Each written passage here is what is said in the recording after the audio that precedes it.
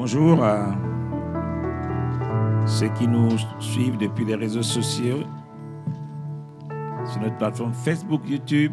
Salut, merci d'être avec nous pendant ce moment. Merci de chanter, mais que Dieu vous bénisse. Alléluia. Ça va? Vous êtes trop calme là, ça va? Est-ce qu'on peut lever les mains pour montrer qu'on est là?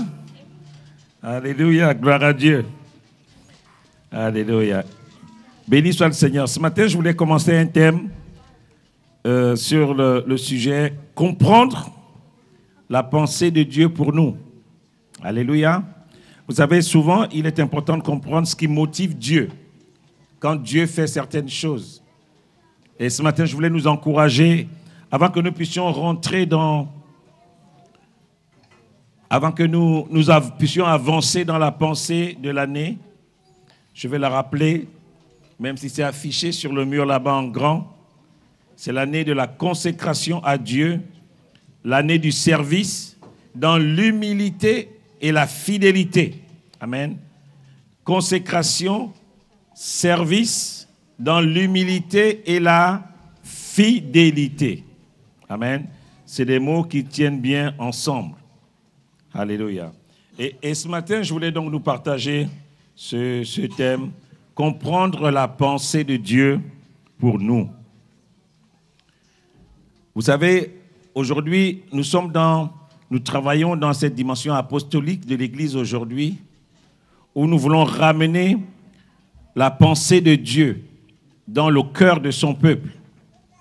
Il y a tellement de choses qui se disent par rapport à Dieu que nous avons besoin de comprendre les motivations de Dieu, de comprendre où Dieu nous amène, de comprendre pourquoi Dieu nous a choisis. Et je voulais qu'on lise ce texte, ce premier texte, qui est dans Exode, au chapitre 19, les versets 3 à 6.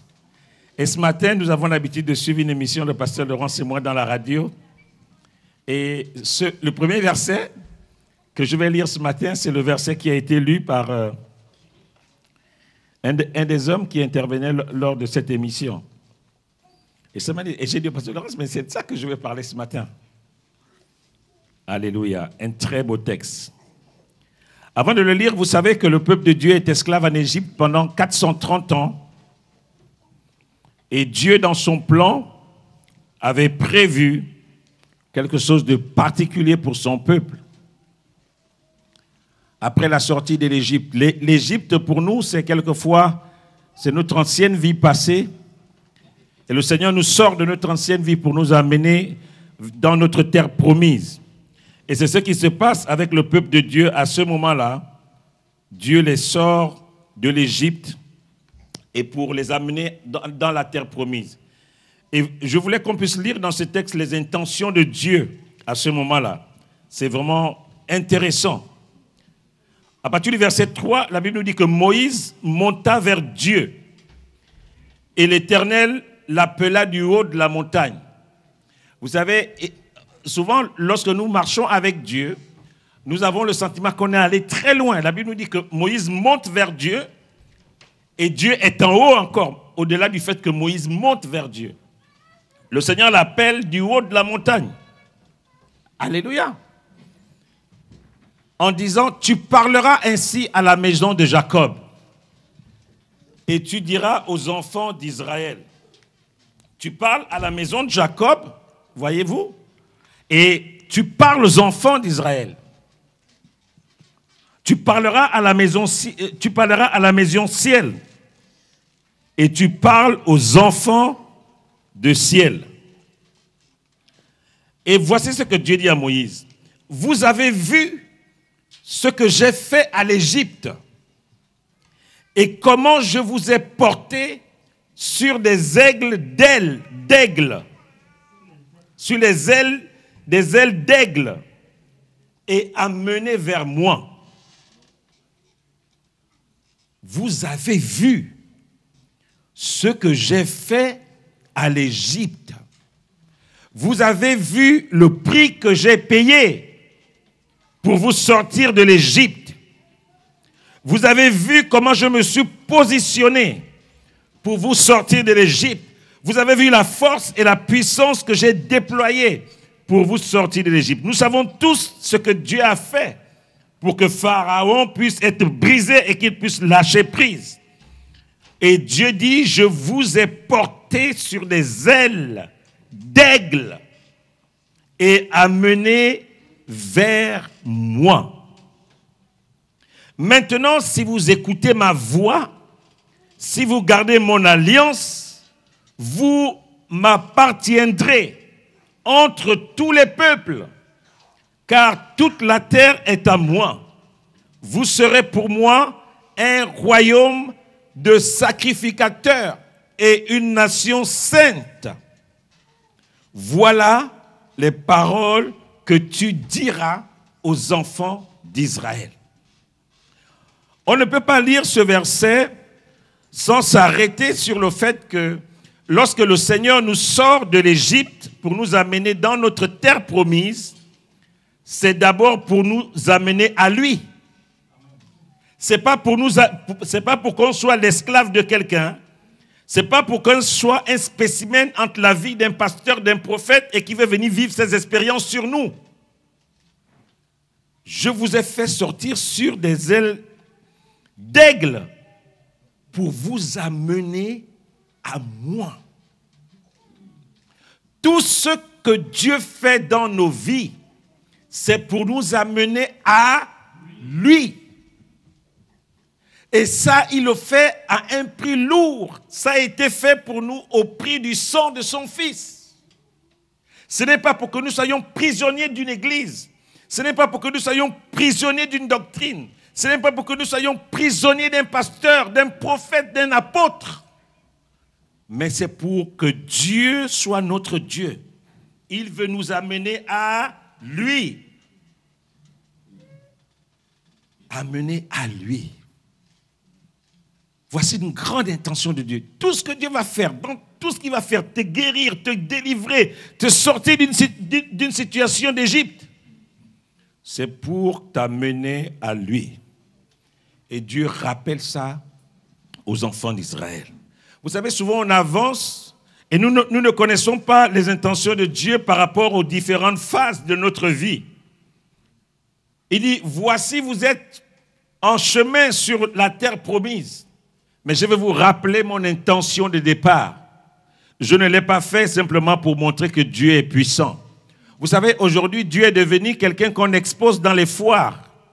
Il fait tomber les gens, il fait rouler les gens, il fait écumer les gens, il fait tout, simplement pour montrer la puissance de Dieu. Dieu nous dit ce matin, quand bien même je ferai tout cela, c'est d'abord pour vous amener à moi. C'est d'abord pour vous amener à moi. Et nous allons voir, Dieu dit ici, si vous écoutez ma voix, si vous gardez mon alliance, vous m'appartiendrez. Vous ne serez pas seulement dans mon environnement, vous ne serez pas simplement dans mon entourage, vous m'appartiendrez. Parce qu'avec des personnes qui m'appartiennent, il y a quelque chose que je veux faire, il y a une œuvre que je veux réaliser. Lorsque nous sommes sûrs, lorsque nous faisons partie du peuple de Dieu, Dieu dit ceci, vous m'appartiendrez entre tous les peuples, et il dévoile une autre intention, vous serez pour moi un royaume de sacrificateurs et une nation sainte. Et Dieu s'arrête. Le texte nous dit, voilà les paroles que tu diras aux enfants d'Israël. Je vous sors quelque part, j'ai déployé ma force et ma puissance, je vous ai porté pour vous transporter, pour vous amener où? Pour que vous m'apparteniez et que vous puissiez former un royaume de sacrificateurs, que vous soyez une nation sainte. Lorsqu'on parle d'un royaume de sacrificateurs, c'est un royaume de sacrificateurs. Mais il y a des conditions. Si vous écoutez ma voix, si vous gardez mon alliance,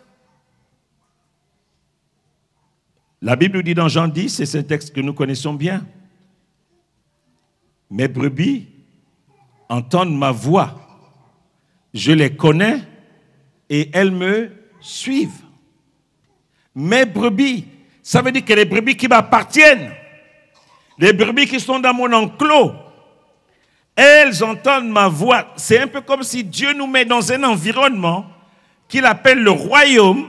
Et dans cet environnement-là, nous sommes dans un monde du tout est possible. Parce qu'il est notre roi, il est notre Seigneur. Et là, tout est possible. Vous m'appartiendrez. Car toute la terre est à moi. Pourquoi venir nous rappeler que toute la terre est à lui? Dans l'idée qu'on appartient à Dieu. C'est pour nous rappeler simplement que si nous recherchons d'abord le royaume de Dieu et sa justice, toutes les choses de la terre sont dans cet environnement et nous pouvons les avoir. On n'a pas besoin de se battre pour les avoir. Le seul combat que nous devons faire, c'est les si. C'est de demeurer en lui, c'est de demeurer dans sa parole. Si vous écoutez ma voix, si vous gardez mon alliance, vous allez m'appartenir. Là, on n'est pas dans le fait que j'ai jeûné 50 jours. On est dans l'obéissance plate. L'obéissance qui fait que tout le monde, c'est pour ça que je vous dis toujours que Dieu n'est pas injuste. Dieu donne à tout le monde un accès normal à lui. Aujourd'hui, ce n'est pas ce qu'on voit. Aujourd'hui, on a comme l'impression que pour toucher le cœur de Dieu, il faut sortir d'un jeûne de 40 jours. C'est là qu'on rentre dans un ministère de puissance. Dieu dit ici que si je reste dans l'écoute, si je reste dans l'obéissance, il nous dit que toute la terre est à moi. On a ici une phrase qui vient rentrer dans un contexte où on ne sait pas ce qu'elle fait là. Si tu demeures dans cette obéissance-là, si tu demeures dans l'écoute de ce que Dieu veut faire avec toi, alors toutes ces choses qui sont sur la terre, tu peux les avoir. Mais à condition d'être une brebis du Seigneur. Il dit, si vous lisez ce texte de Jean 10, avant, il dit que ceux qui n'écoutent pas sa voix, ce ne sont pas ses brebis. Il dit, mes brebis, elles entendent ma voix. Les personnes que j'ai pris et que j'ai mis dans cet enclos, dans ce royaume de sacrificateurs, ce sont des gens qui soient capables d'entendre ma voix. Et lorsqu'on voit la Bible, on va prendre quelques passages dans l'Ancien Testament pour mieux comprendre cela. Entendre la voix de Dieu et être dans un environnement particulier. Pourquoi j'en parle? C'est par rapport à notre vision de cette année. La dimension de consécration n'est pas possible si on n'est pas dans l'écoute et si on n'est pas dans l'obéissance. La dimension du service n'est pas possible si je ne sais pas qui je sers. Amen. Le service n'est pas possible si je ne sais pas qui je sers. La dimension de consécration n'est pas possible si je pense que je me bats avec mes propres forces. Lisons Éphésiens au chapitre 2, les versets 4 à 7.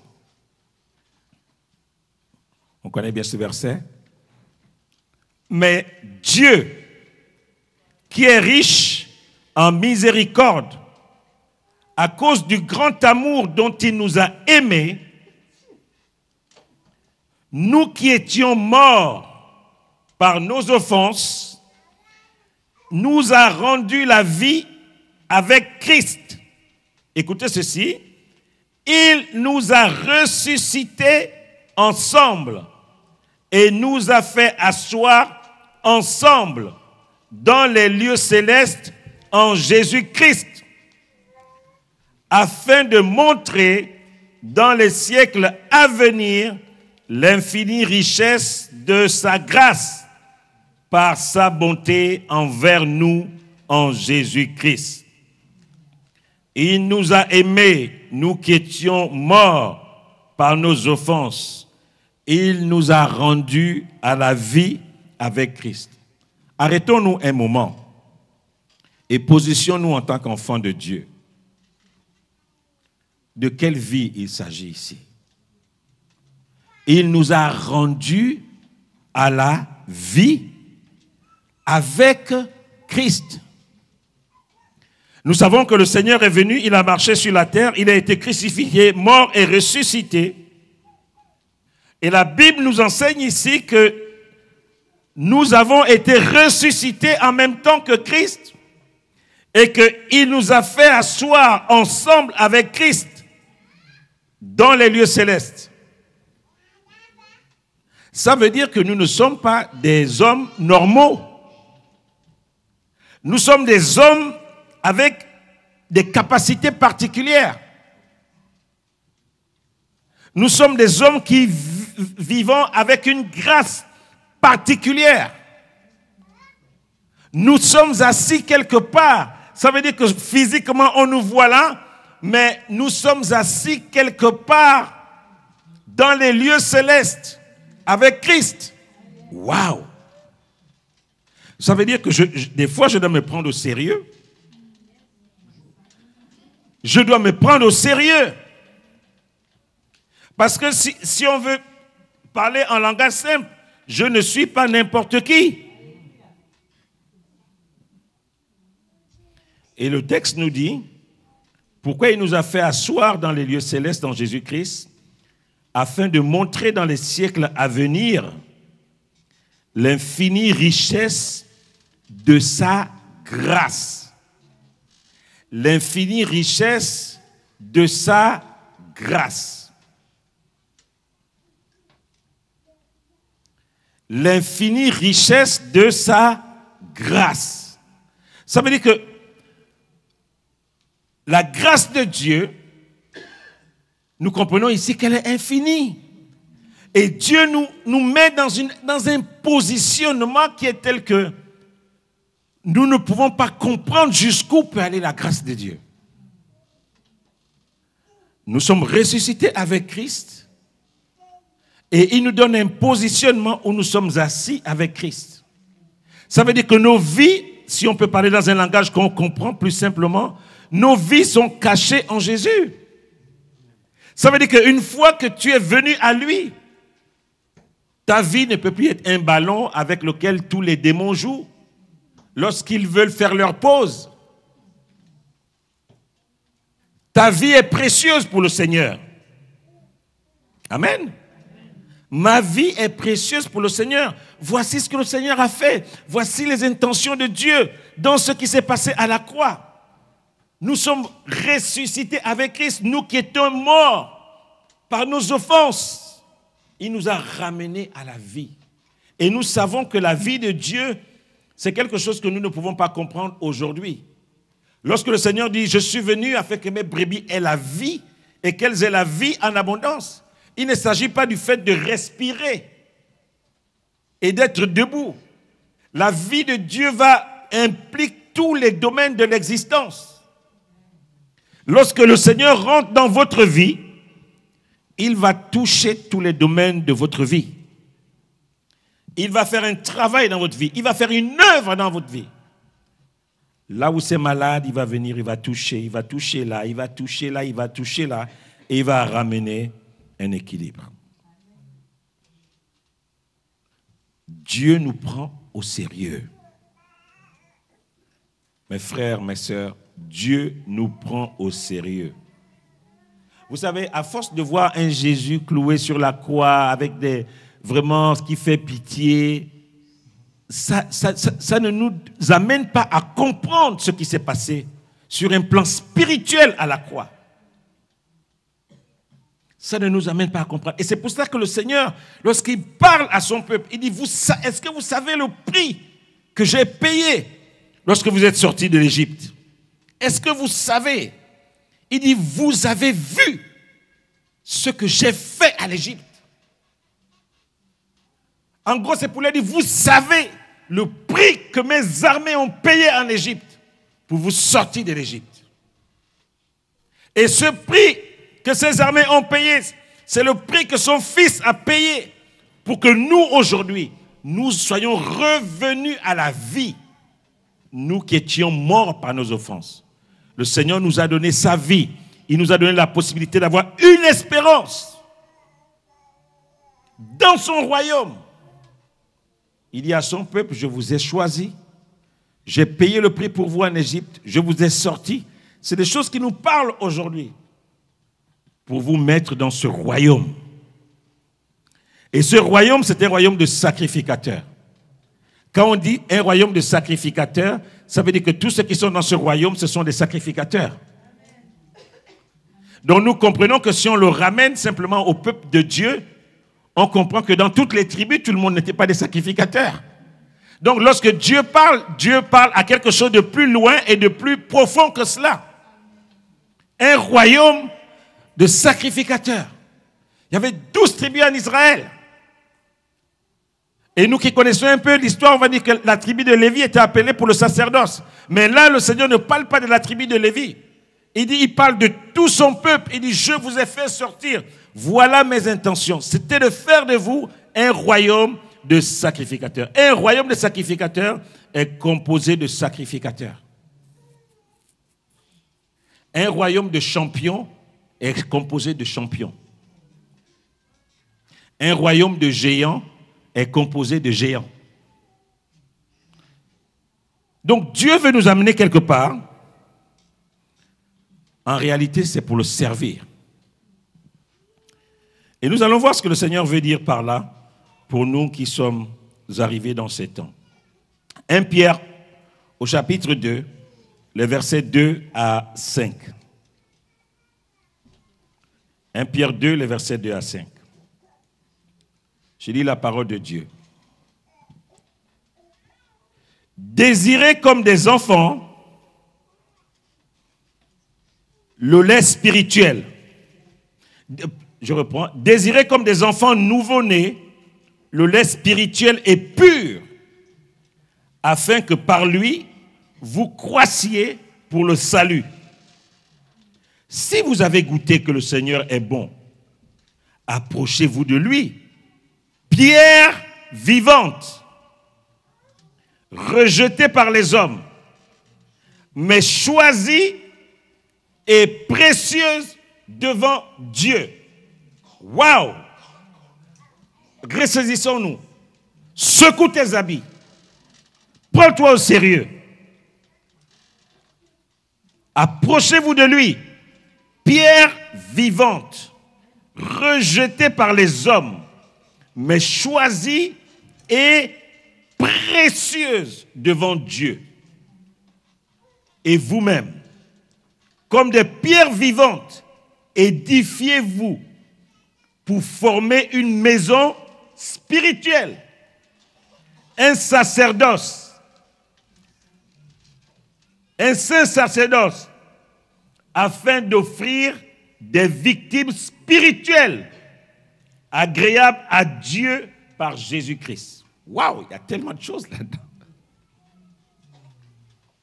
Pierre vivante,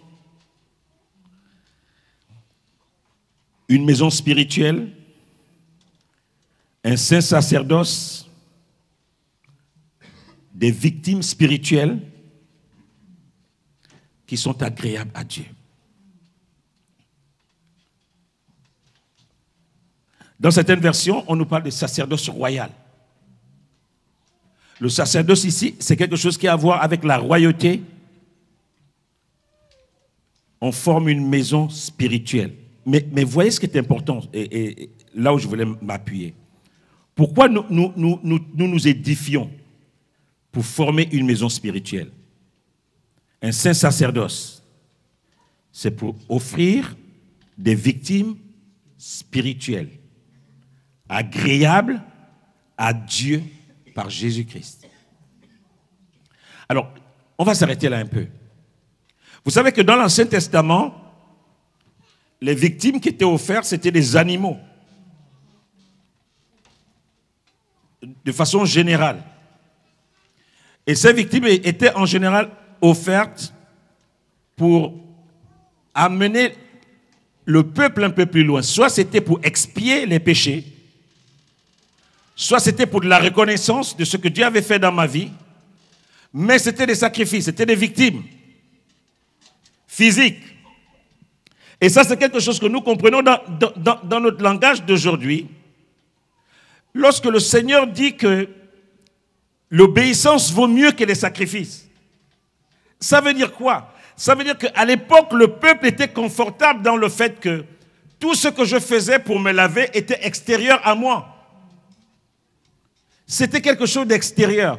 Je devais prendre quelque chose d'extérieur pour amener, et ça n'avait rien à voir directement avec moi.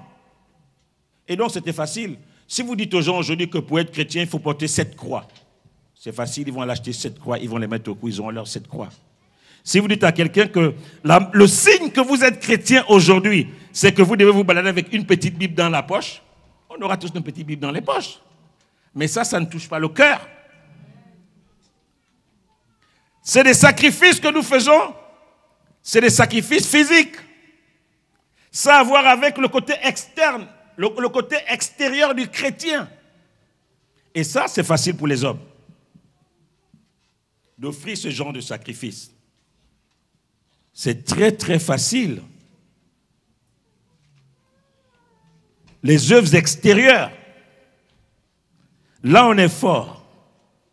On va te dire que si tu veux avoir telle chose, il faut payer 7 fois le matin à 7h, 7 minutes. Là, on s'engage. Mais le Seigneur dit à son peuple que moi, ce n'est pas là où je vous attends. Le Seigneur dit à son peuple, ce n'est pas là où je vous attends. Je vous attends dans les sacrifices que vous puissiez offrir à Dieu, des victimes spirituelles. La victime spirituelle, c'est quelque chose qui n'a rien à voir avec la victime physique. C'est quelque chose qui a à voir avec toute l'œuvre que Dieu va faire à l'intérieur de toi. L'œuvre que Dieu va faire à l'intérieur de toi et le prix que tu vas payer pour le faire. Le Seigneur te dit, ok, il y a encore de la colère en toi. Et tu vas prendre cette victime-là, tu vas l'offrir en sacrifice. Ça a à voir avec l'œuvre intérieure que Dieu veut faire dans le cœur avec chacun de ses enfants. Lorsque le Seigneur dit qu'il va faire de nous un royaume de sacrificateurs, ce n'est pas qu'on est des petits rois et puis on se voit déjà glorieux. Un royaume de sacrificateurs. Ça veut dire que Dieu nous donne cette capacité, au travers de la repentance, au travers du renoncement, de pouvoir être digne de nous positionner dans son royaume sans tache ni ride. Des sacrifices spirituels, c'est cela. J'offre à Dieu quelque chose qui me libère. Ce que je pose à l'autel de Dieu, c'est quelque chose qui me libère. C'est quelque chose qui est fait pour mon bien. Lorsqu'un sacrifice était donné dans l'ancienne alliance, c'était pour le bien de celui ou de la famille de celui qui offrait le sacrifice. Mais ici, nous sommes tous des rois, nous sommes tous dans ce royaume, et nous ne sommes pas simplement rois, mais nous sommes aussi des sacrificateurs. Ça veut dire que nous avons la capacité d'amener à Dieu des œuvres qui vont contribuer à notre joie, à notre liberté, à notre guérison. Amen. C'est pour ça que le Seigneur dit que l'obéissance vaut mieux que les sacrifices. Parce que le peuple était habitué à offrir des sacrifices. Oui, c'était bien. Mais le Seigneur dit que là où je vous attends, c'est que vous puissiez me donner quelque chose qui vous coûte et qui est pour votre liberté. Ça peut être un péché auquel tu es attaché. Naturellement, ça te fait du bien. Ça peut être une mauvaise habitude dans laquelle tu es confortable. Le Seigneur dit de l'offrir. Ça a quelque chose à voir avec un combat intérieur. quelque chose qui te fait du bien et le Seigneur te dit que ça, il faut que tu arrêtes. Tu dois l'offrir à l'autel. Il faut que tu l'offres à l'autel. Et chacun de nous ici, nous avons des choses que nous devons offrir à l'autel de Dieu. Des victimes spirituelles. Alléluia. Alléluia. Nous nous édifions pour former une maison spirituelle, un saint sacerdoce, pour offrir des victimes spirituelles qui sont agréables à Dieu. Quelque chose, quand je le remets à Dieu, ça me donne un avenir certain. Ça me donne une espérance, ça me reprojette plus loin. Ça n'a plus rien à voir avec quelque chose que je fais. Vous savez, aujourd'hui, c'est très facile. Hein? On va faire des appels à l'offrande. Bon, la personne qui donne les offrandes de percée, c'est celui qui va le plus donner, qui va aller le plus loin. Des fois, le Seigneur, c'est pas ce qu'il attend. Il attend ce que tu as à l'intérieur de toi qui continue de détruire les vies des autres et qui a besoin d'être posé sur l'autel. Il veut que tu le poses à l'autel. Parce qu'il sait que quand ça, là, tu le poses à l'autel, tu as véritablement fait quelque chose, une œuvre. Ce n'est pas des bœufs, ce n'est pas des vaches, ce n'est pas des agneaux. C'est quelque chose qui est à l'intérieur de toi que tu vas sortir et que tu vas poser à l'autel. Ça peut être tout ce que tu veux. L'argent, tout ce qui a de la valeur pour toi, ça doit être posé à l'autel. Parce que le Seigneur veut que nous puissions aller avec lui. Nous puissions avancer avec lui. Qu'avec sa grâce seule. Les holocaustes étaient brûlés et c'était fini. Et ceux qui faisaient les holocaustes avaient le sentiment que leur péché avait été expié. Et ils pouvaient relancer, être repartis. Mais ce que le Seigneur va faire, c'est que ce qui fait ta fierté, des fois ta richesse, il veut que tu le poses à l'autel. Vous vous souvenez de l'histoire de ce jeune homme riche qui est venu voir le Seigneur pour dire que Seigneur, j'ai fait tout ce qu'un chrétien peut faire. Le Seigneur lui dit quoi? Il te manque encore une chose pour que tu sois sauvé. Va et vends tout ce que tu possèdes. Ça, c'était compliqué. Ça, c'était compliqué. Parce que son identité était dans son argent. Son identité était dans son argent. Le Seigneur veut nous construire et nous donner son identité à lui. Et ça, il y a des choses qu'il va enlever. Il y a des sacrifices qu'il faudra faire. Et c'est ça qui va rendre la consécration facile. Parce que dans la consécration, je vais me débarrasser des choses qui m'empêchent d'être proche de Dieu, de pouvoir capter la pensée de Dieu. Ça va rendre la vie plus facile. Il y a quelque chose que je dois lâcher pour me lancer sur le chemin de la consécration. Il y a quelque chose que je dois laisser tomber. Ici, ce n'est plus des vaches et des bœufs que je viens offrir pour avoir le sentiment d'un avenir meilleur. Mais c'est quelque chose qui est à l'intérieur de moi, qui a besoin d'être sacrifié. Pour me mettre en ligne avec Dieu. Et pour être dans ce royaume, je suis à la fois un roi et je suis à la fois un sacrificateur. Et j'avance dignement dans ce royaume. Ça n'a rien à voir avec le fait que maintenant on devient glorieux, ceci, cela. Pourquoi il y a ces deux mots, royaume de sacrificateur? Ça veut dire qu'il y a des sacrifices continuels que nous offrons en tant que sacrificateurs. Et chacun de nous doit offrir quelque chose. Il n'y a pas quelqu'un dans cette salle ce matin à qui Dieu n'a pas demandé telle chose tu dois laisser tomber. Mets en place un programme pour sortir de cette habitude, pour sortir de cette paresse, pour sortir de cette mouvement. Il n'y a pas quelqu'un dans cette salle qui peut lever la main et dire, pasteur, moi je n'ai rien à laisser tomber. Le Seigneur nous a tous pointé quelque chose dans notre vie où il te dit que ça, je veux que tu le mettes à mon autel. Ton identité est trop restée attachée à ça. La Bible nous dit de ces jeunes hommes que lorsque le Seigneur a dit, va, vends tout ce que tu possèdes, la Bible dit qu'il est parti tout triste. Parce qu'il avait de grands biens. Et souvent, nous avons du mal lorsque le Seigneur veut enlever des choses, des fois qui nous font du mal, mais dans lesquelles nous sommes confortables. Le Seigneur te demande que tu perds un peu trop de temps dans telle ou telle chose. Tu suis 4 séries à la fois. Et le Seigneur te dit toi aussi, regarde, chaque semaine, tu donnes 6 heures aux séries. Ta Bible fermée. Toi aussi, de toi à moi, on fait quoi pour avancer? Là, le Seigneur te parle clairement. De toi, moi, comment on fait quand la Bible reste fermée et tu prends 6 heures de ton temps dans la semaine, tu donnes ça à Netflix et moi je suis là, je te regarde. De toi à moi, on fait comment pour que ta vie soit glorieuse? Tu attends être en difficulté et rentrer dans les jeûnes, c'est là qu'on se consacre.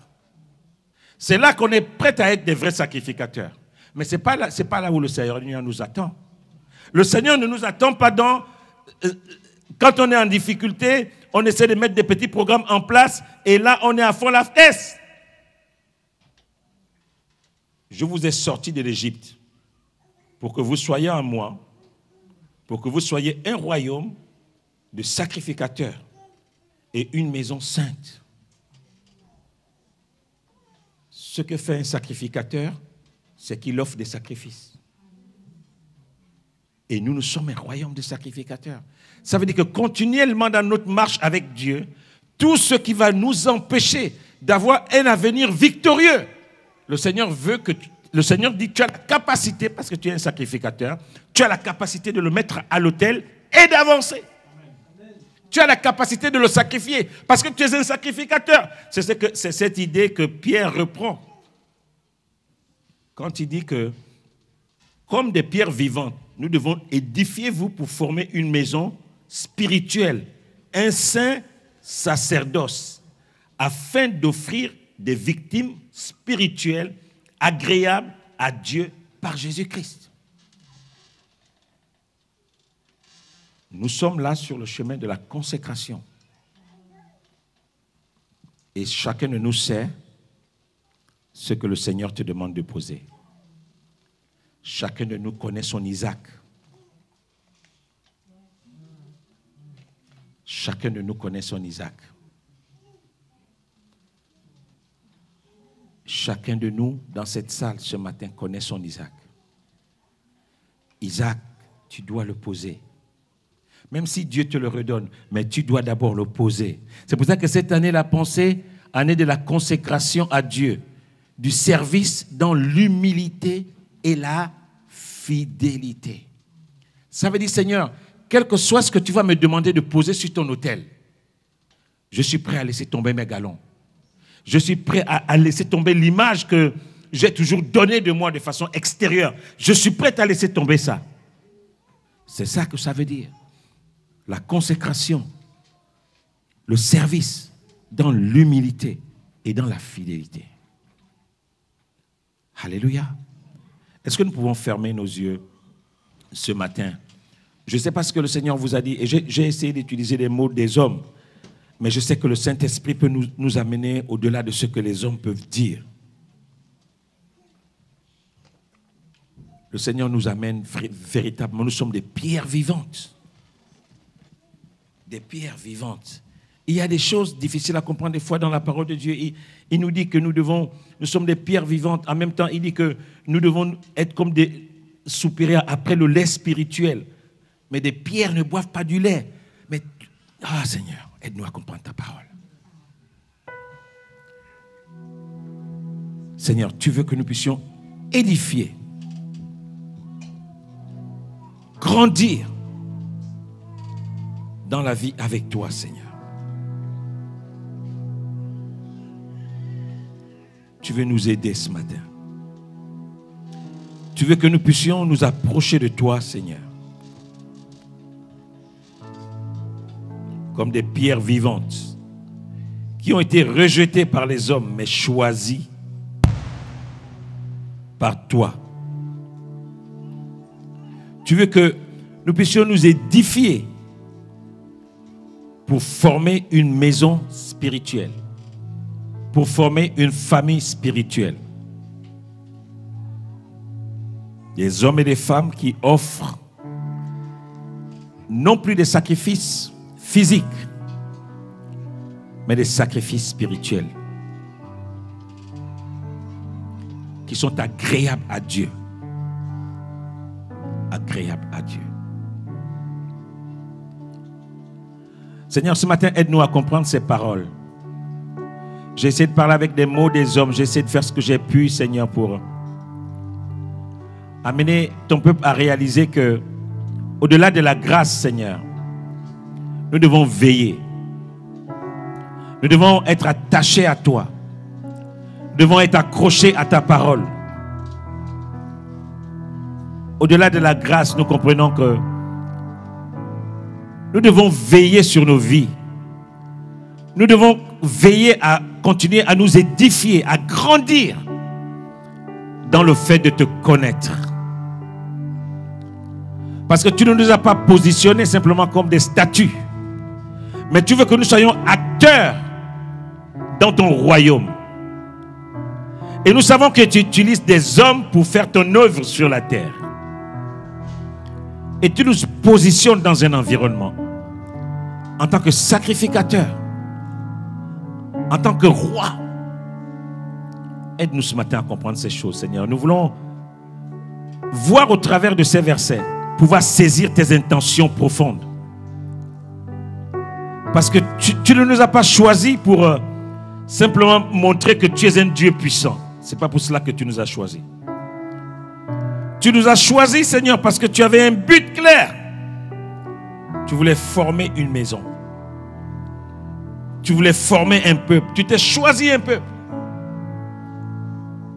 Et au travers de l'œuvre de Christ sur la croix, nous comprenons que ce qui s'est passé en Égypte, c'est ça que tu nous as servi à la croix, Seigneur. Et ce matin, Seigneur, je prie que ton Saint-Esprit nous aide à ce que ces paroles soient assises sur les tablettes de notre cœur, que ton Saint-Esprit nous aide à aller un peu plus loin. Tu ne nous attends pas, Seigneur, dans des sacrifices charnels, mais tu nous attends dans l'obéissance qui nous amène à t'offrir des sacrifices que tu attends. Des sacrifices qui nous libèrent réellement. Des sacrifices qui nous aident à avancer comme étant tes enfants, la tête haute. Seigneur, aide-nous ce matin avec cette pensée de cette année. Nous savons ce qui nous pénalise. Nous savons, Seigneur, là où tu nous interpelles depuis quelque temps. Seigneur, nous sommes prêts à offrir notre Isaac. Nous sommes prêts à offrir à ton autel. Ah, Seigneur, ce comportement, cette habitude, cette chose, cette faiblesse qui nous empêche de voir ta gloire. Nous sommes prêts à offrir, Seigneur, cette chose à laquelle nous sommes attachés et qui nous empêche de te servir pleinement. Nous sommes prêts à la mener à la croix, Seigneur. Nous sommes prêts à la mener sur ton autel. Nous sommes prêts à la mener sur ton autel, Seigneur. Nous sommes prêts à la mener sur ton autel.